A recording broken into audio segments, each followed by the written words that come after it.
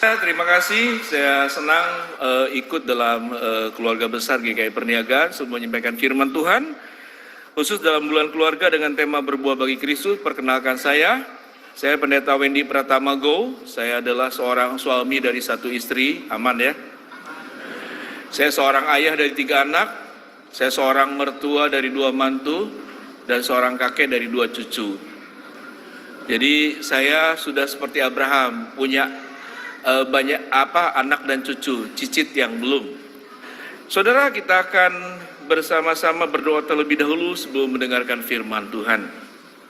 Mari kita berdoa. Bapa yang kekasih, di dalam nama Tuhan Yesus, terima kasih buat seluruh kebaikan Tuhan, kepada anugerah terbesar selain keselamatan dalam Kristus adalah rumah tangga yang Tuhan berikan kepada kami, yang Tuhan dirikan, yang Tuhan bentuk untuk kami pelihara, kami jaga, kami rawat dengan baik. Dan biarlah saat ini kami boleh mendengarkan apa yang Tuhan perintahkan untuk kami bisa merawat rumah tangga kami dengan baik, sehingga kami bisa berbuah bagi Kristus. Dalam nama Tuhan Yesus kami berdoa, amin.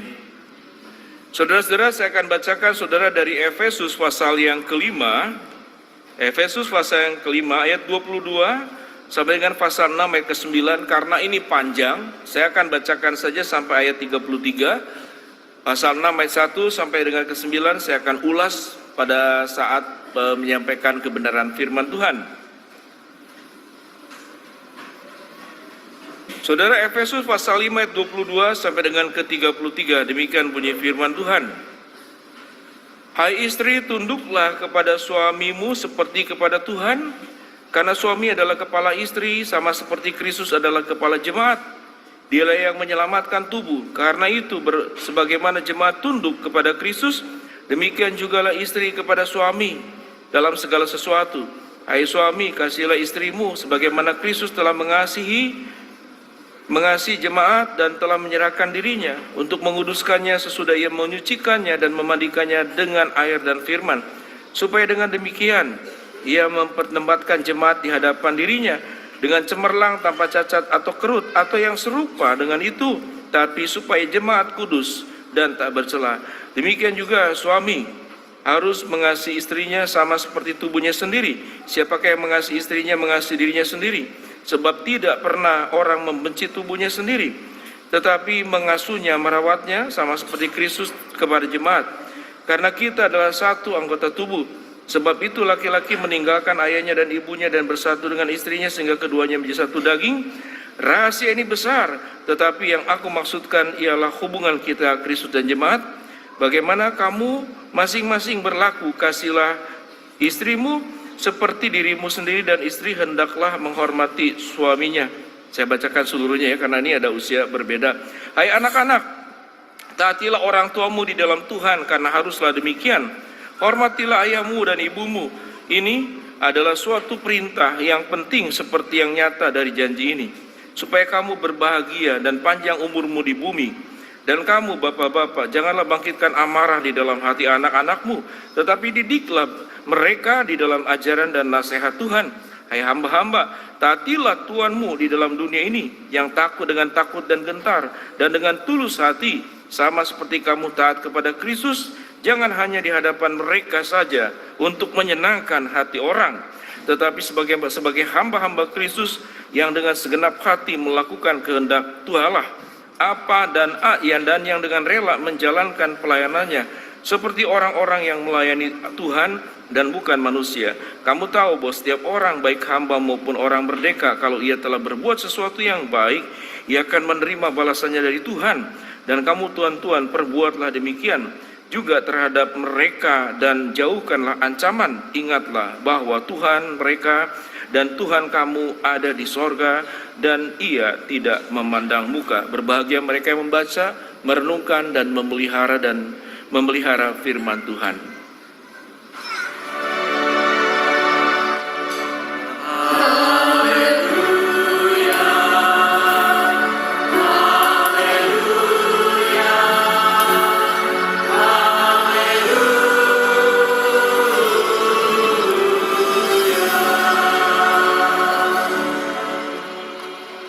Jemaat yang dikasihi Tuhan, kalau ditanya keluarga itu surga atau neraka, maka dia akan melihat rumah tangganya masing-masing.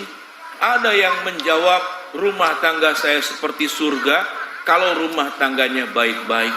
Kalau rumah tangganya hancur lebur berantakan, maka dia akan sepakat rumah tangga saya itu seperti neraka. Tapi kalau rumah tangga kadang baik, kadang buruk, maka dia akan mengatakan rumah tangga saya kadang-kadang jadi surga, kadang-kadang jadi neraka.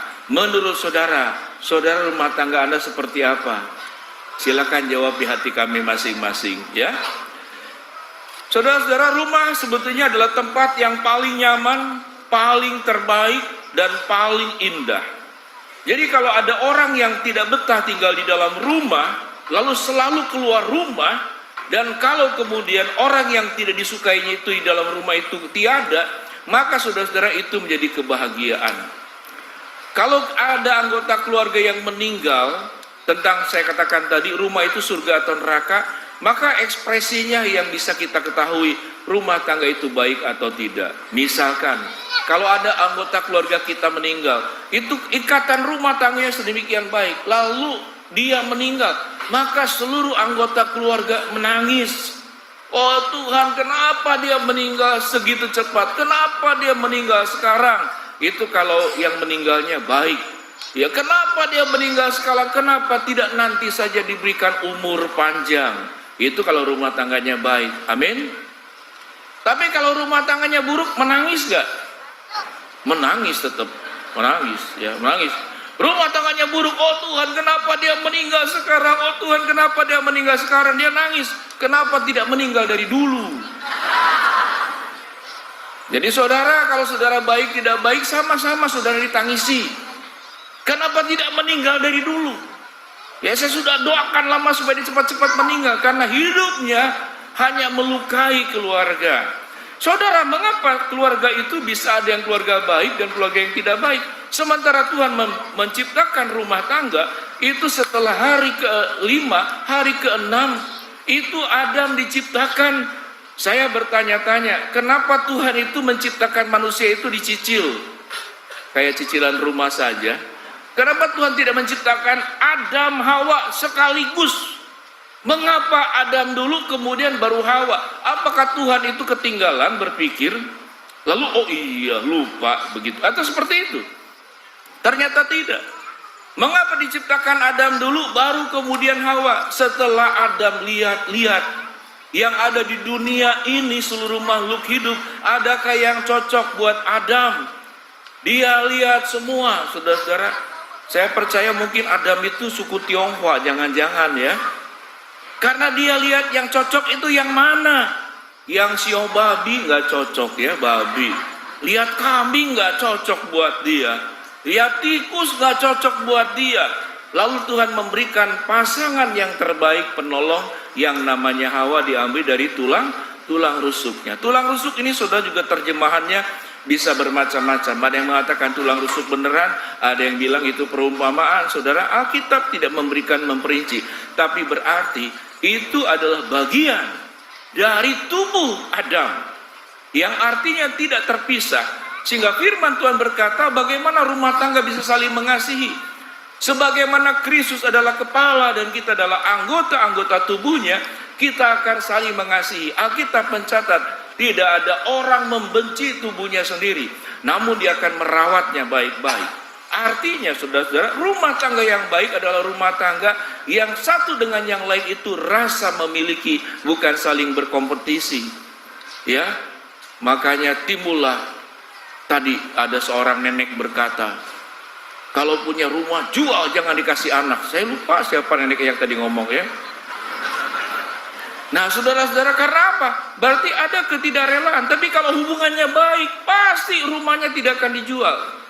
Ya pasti rumahnya itu apa? Akan dipakai. Mungkin dipakai buat keluarganya, dipakai buat yang lain.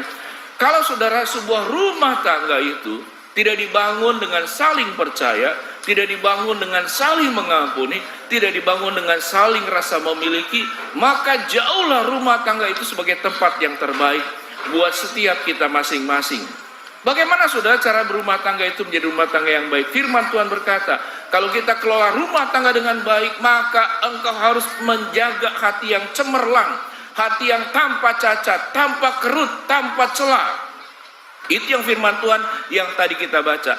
Cemerlang, tanpa cacat, tanpa celah, tanpa kerut. Kerut itu saudara keriput, begitu kan ya? Makanan kita yang segar-segar kalau sudah masuk kulkas kan jadi keriput. Betul? Jadi saya ingatkan nenek-nenek jangan masuk kulkas, udah keriput tambah keriput nanti ya.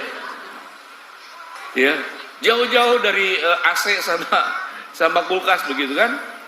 Jadi saudara-saudara itu yang firman Tuhan katakan. Sehingga rumah tangga itu saudara adalah satu anugerah yang diberikan oleh Allah.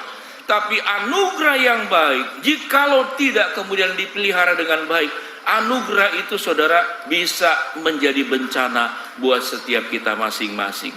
Saya bertanya kepada Bapak Ibu sekalian, rumah tangga anugerah bukan? Anugerah. Istri anugerah bukan? Anugerah. Mantu itu anugerah bukan? Suami anugerah bukan? Anugerah. Mertua anugerah atau bukan? Halo? Ya tergantung. Tergantung mantunya bilang kan ya. Satu kali saudara ada mantu datang kepada saya, dia cerita tentang mertuanya. Ya dia bilang, Pak Pendeta saya ingin sharing. Oke, mau cerita apa? Ya tentang keluarga saya. Tapi sebelum saya cerita tentang masalah rumah tangga saya mau jelaskan dulu Pak Pendeta. Dalam hidup saya cuma takut dua katanya. Oh iya. Oh takut dua apa? Yang satu saya takut setan. Oke. Yang kedua apa? Yang kedua saya takut sama mertua. Saya sampai mikir, apa hubungannya mertua dengan setan? Saya baru tahu. Dia ingin buat kalimatnya itu jadi lebih halus. Tapi kalimat sebenarnya adalah bukan saya takut dengan dua, takut setan dengan takut mertua. Tapi dia mau kalimat jujurnya adalah mertua saya kayak setan. Tapi dia buat kalimat sedemikian rupa. Lalu dia cerita tentang mertua itu. Sampai kunci kamar segala macam, semua ada dalam genggaman mertua. Satu kali dia punya anak, dia melahirkan anak. Lalu mertuanya buat aturan, kalau mandiin cucu harus dia, karena ini cucu pertama. Jadi mamanya dilarang memandikan anaknya. Aturan dari mana? Kitab mana? Pasal berapa? Ibu tidak boleh kemudian memandikan anaknya. Kemudian mamanya ke gereja, si mertuanya ke gereja, nah ibunya tidak ke gereja ya, karena ngurus anak. Jadi nunggu mama mertuanya, kenapa nggak pulang-pulang sampai jam waktunya, waduh. Dikontak nggak dibales. Akhirnya dengan senang hati mama ini memandikan anaknya sendiri. Betapa indahnya dia cerita memandikan anak. Lalu mertuanya pulang marah luar biasa. Ini mertua aneh. Aneh nggak? Ya ini posesif nggak jelas. Aneh luar biasa. Lalu mengapa ada orang-orang yang aneh seperti ini? Ini hubungan mertua dan mantu. Ada juga mertua yang takut sama mantu, ada juga mantu yang takut sama mertua. Ada juga yang istrinya itu gagah perkasa. Waduh, gagah perkasa. Pasang bohlam dia. Ganti genteng dia. Air pump bocor dia. Suaminya gemulai. Suaminya punya masalah dengan tangan. Jadi tangannya sikut di sini. Tapi tangan suaminya itu nempel ke sini dua-duanya. Jadi kalau ngomong begini. Jadi ada suami tidak bisa berperan di dalam rumah. Kalau ada preman datang ke rumah, suaminya berlindung di belakang istrinya. Ini suami atau botol. Saudara, artinya apa? Tidak memerankan peran-peran dengan tepat. Satu, saudara-saudara, adalah tatkala dia memerankan dirinya berperan sebagai Tuhan. Yang kedua adalah dia salah berperan. Yang ketiga adalah tidak berperan. Saudara-saudara, ada orang yang memerankan diri sebagai Tuhan. Artinya, kalau dalam keluarga ada orang yang memerankan diri sebagai Tuhan, dia merasa semua kata-kata dia harus didengar. Semua aturan dia adalah aturan yang tidak boleh dibantah. Ada yang rumah tangga begitu?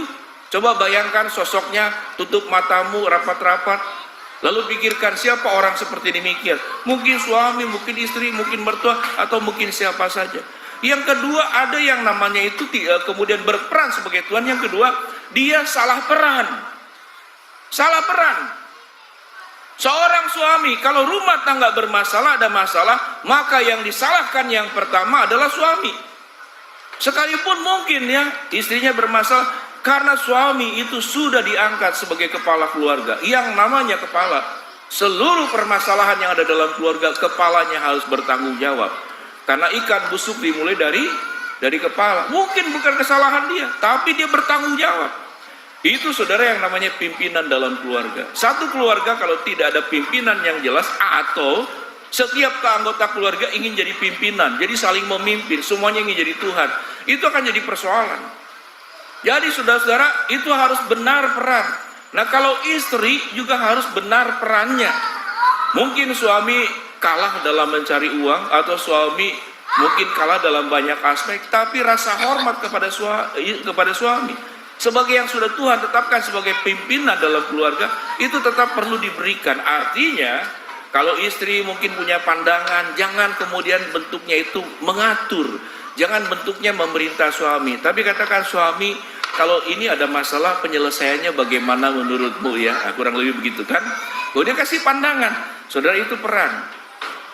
Demikian juga sebagai orang tua kepada anak harus berperan dengan benar. Orang tua bukan Tuhan buat anak, sehingga orang tua pun bisa aja salah. Karena firman Tuhan berkata, didiklah anakmu, nasihatilah anakmu dalam ajaran Tuhan, bukan ajaran orang tua. Amin. Jadi orang tua tatkala mengajar anak-anak, ingat baik-baik, tidak boleh dalam diri kita, yaitu keinginan pikiran kita, ya, selera kita, itu tidak boleh. Kalau kemudian semua dengan memakai seleranya sendiri, maka yang terjadi saudara adalah pertengkaran. Tidak ada sebuah kerukunan, tidak ada sebuah kedamaian. Kalau setiap dalam rumah tangga menciptakan aturan-aturan sendiri dan bukan aturan Tuhan yang disepakati. Kalau aturan-aturan sendiri berarti masing-masing ingin benar sendiri. Maka dalam bahasa Mandarin hari-harinya adalah chao jia. Ya, chao jia tahu nggak? Ya, berantem. Ada namanya chao fan. Chao fan itu apa? Nasi gorengnya itu. Caoja itu apa? Itu berantem. Berantem, ribut terus. Kenapa ribut? Karena masing-masing egonya yang keluar, bukan Tuhan yang keluar. Ya, ini ada anak-anak yang saya bawa alat peraga. Nah, ini contoh berantem. Saya lihat di TikTok ada, kemudian saya cari-cari beli. Ah, ini ada nih. Nah, ini nih. Nah, ini kalau berantem gimana?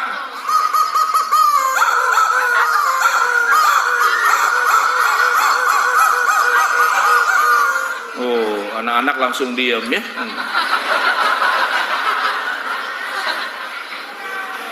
Itu yang namanya caojia. Kalau caofan itu enak ya, caofan itu hauce. Kalau caojia itu caokau. Caokau itu apa? Celaka. Tiap hari ribut, pagi, siang, malam ribut. Alkitab mengatakan sebuah rumah tangga yang dipimpin oleh Allah, maka yang ada di dalam dirinya adalah kelembutan, yang di dalam adanya adalah pengampunan, yang ada di dalam dirinya adalah yaitu sebuah hati untuk menerima. Kalau tidak, maka menjadi bermasalah. Jadi apa yang Tuhan inginkan? Rumah tangga harus kemudian yang berperan dalam keluarga adalah Kristus sebagai kepala keluarga dan semua orang taat kepada Dia. Tidak boleh ada satu dengan yang lain memaksakan ketaatan karena sesuai dengan selera saya, sesuai dengan maunya saya, dan sesuai dengan keinginan saya. Alkitab mengatakan apa? Rahasia ini besar. Kalau kita lihat di dalam Alkitab ya, rahasia ini besar, yaitu sebagaimana hubungan Kristus dengan jemaatnya. Lalu pertanyaannya, kalau rumah tangga sudah caojia, ya, ribut melulu, apa yang harus dilakukan? Maka firman Tuhan berkata yang harus dilakukan adalah kita datang kepada siapa? Datang kepada Kristus. Saya berikan contoh ya. Saudara, saya ada tisu. Ini mungkin rumah tangga kita sebelum kita baru membentuk rumah tangga. Ya, Tuhan, ini rumah tangga saya masih belum ada kerusakan. Tapi dalam perjalanan Papa mama berantem, mertua mantu berantem, orang tua anak berantem. Wah, ini namanya caojia. Ya kan? Semuanya hancur lebur seperti ini. Pertanyaannya, kalau rumah tangga hancur lebur seperti ini, biasanya manusia putus asa, sudah ya meiu panfa, sudah nggak ada harapan lagi. Maka yang dilakukan apalah? Likai. Likai itu apa? Berpisah, cerai. Rumah tangga saya sudah tidak ada harapan, buang saja, pisah saja, cerai saja. Karena terlalu banyak luka yang ditimbulkan satu dengan yang lain. Tetapi kita harus ingat, rumah tangga kalau dibangun oleh kekuatan kita, saudara-saudara, akan hancur seperti ini. Nggak bisa diperbaiki. Di dalam situasi seperti itulah rumah tangga, maka kehadiran Kristus tatkala ditempatkan sebagai kepala keluarga, kita seperti Tuhan, rumah tanggaku nggak ada harapan nih, saya serahkan kepada tangan Tuhan. Saya tanya, kalau sudah serahkan ke tangan Tuhan, rumah tangga bisa selesai nggak? Bisa beres nggak? Bisa utuh kembali nggak? Tuhan bilang, aku sanggup, tapi engkau harus berbagian. Maka Tuhan bilang, tanganku dan tanganmu bersatu. Lalu kita bekerja sama. Kamu ikutin apa yang aku perintahkan, aku akan menyatakan kuasa Tuhan. Pertanyaannya, tisionya balik lagi enggak? Halo? Enggak kan? Enggak mungkin. Yaitu yang putus asa. Ya udah hancur. Yaitu kalau dari pikiran manusia hancur. Tapi kalau percaya kepada Allah, ini bisa utuh kembali. Tuhan sentuh, kita buka pelan-pelan. Kita buka pelan-pelan, apakah hancur atau utuh kembali? Ya, kita buka pelan-pelan. Ya boleh tepuk tangan, silahkan.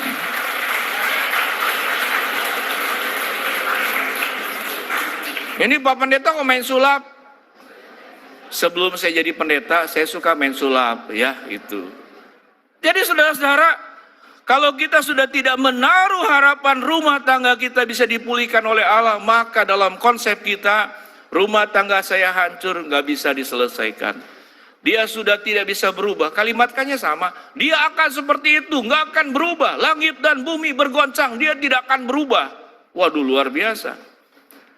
Kristus itu yang mengasihi, yang sudah berkata, kalau engkau makan buah pengetahuan baik dan jahat ini, engkau akan mati dan jatuh dalam dosa. Itu adalah semacam sebuah ketetapan Tuhan, tapi dalam kasihnya Allah tetap mencintai kita.